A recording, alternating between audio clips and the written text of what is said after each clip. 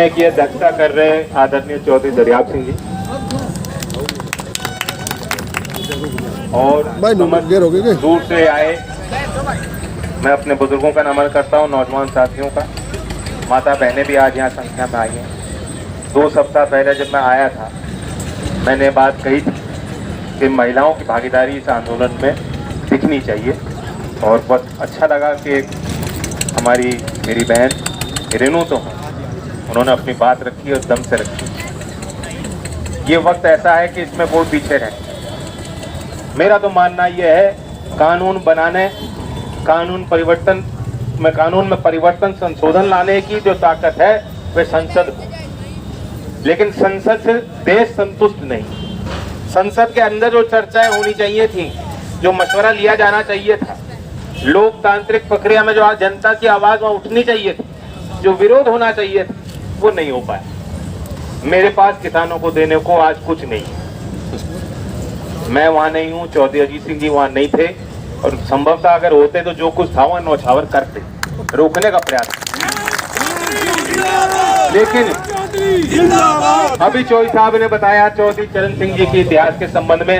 अगर कोई जानता है, क्षेत्र का बच्चा जानता है कि चौधरी चरण सिंह जी और उनके परिवार की क्या सोच है। आपने उनको खड़ा किया, ताकत दी। आप लोगों का आशीर्वाद नहीं होता, क्षेत्र इस धरती का आशीर्वाद नहीं होता, तो इस देश में झोपड़ में रहने वाले किसान को हिम्मत नहीं मिलती कि हम सरकार को हिला सकते हैं। आपके दृढ़ निश्चय के आगे सरकार झुकेगी। किसान झुकना नहीं जानता।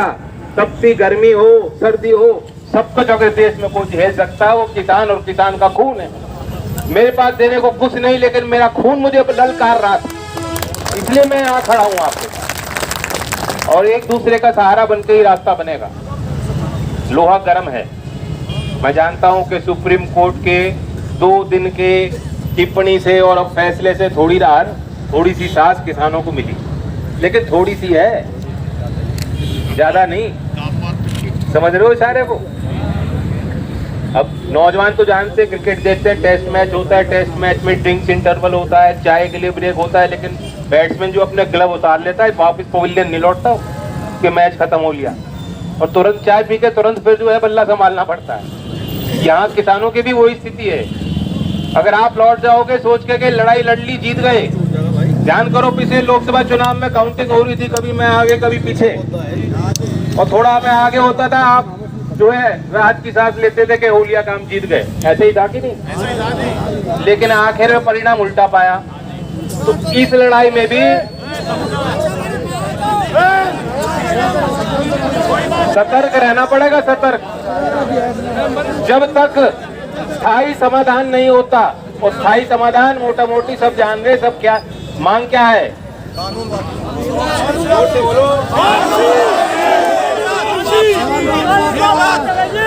मैं इस राय का हूं कि आपको बहुत धैर्य के साथ, अभी तो लड़ाई अधूरी रही है।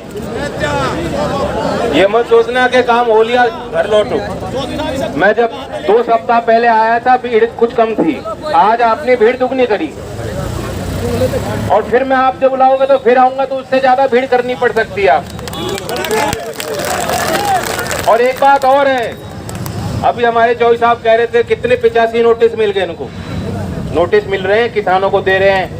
ये प्रशासन ऐसा है, ये सोच रहा है कि आपको किसी तरह जो घर बैठा दे, यहाँ से हटा दे, घर से ना निकले, जो जितना सक्षम है लड़ने को, उसको उसी हथियारों से उसका मुकाबला ही सरकार कर रही है कि नहीं कर रही? नोटिस क्या चीज है? मैं तो लोकदल के कार्यकर्ताओं को खास तौर से कहना चाहता हूँ, नोटिस फाड़ देना। कोई नोटिस देना है, चाहे जैन जी को दे दो, सारे नोटिस को संभाल। आज तक चौधरी अजीत सिंह जी पे कोई लांछन लगा है क्या?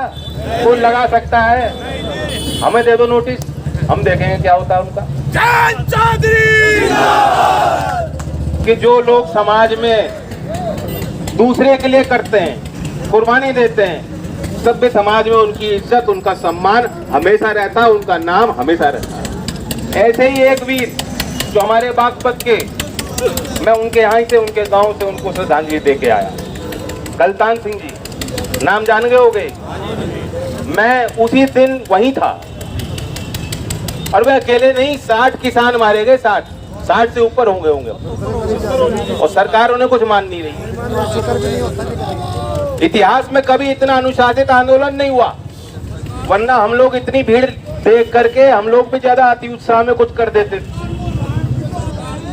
लेकिन लड़के भी रुके हुए हैं आपके, बहुत समझदारी से काम कर रहे हैं, लेना भी समझदारी से। हम हिंसा नहीं चाहते, हम कुछ बिगाड़ना नहीं चाहते, हमारा नुकसान होगा। हम कुछ उजाड़ने नहीं आए, हम निर्माण करना जानते हैं। देश के किसान, देश का निर्माण उन्होंने किया है।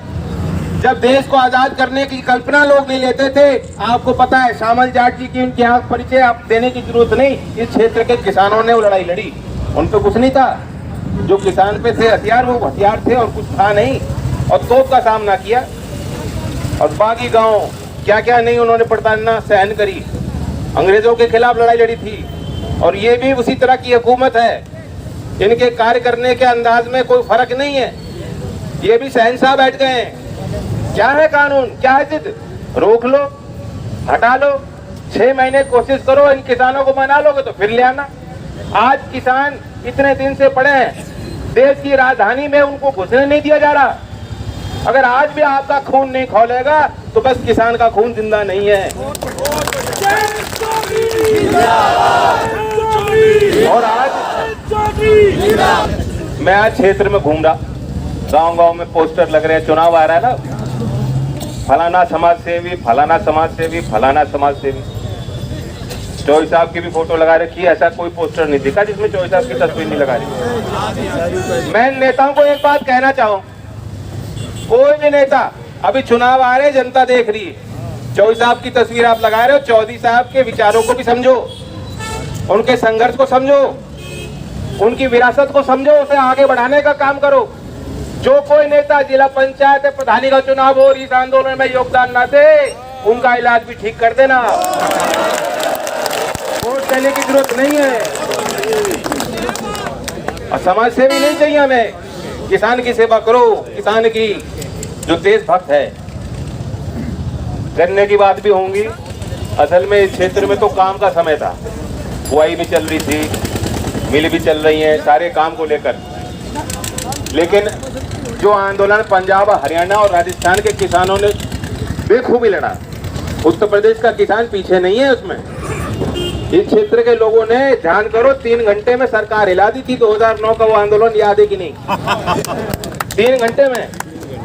और हमारी वो संख्या नहीं थी जो आज संख्या है। तो आज तो आपकी ताकत और बढ़ गई, इसलिए पीछे हटने की कोई जरूरत नहीं। मेरी बधाई आप सबको। और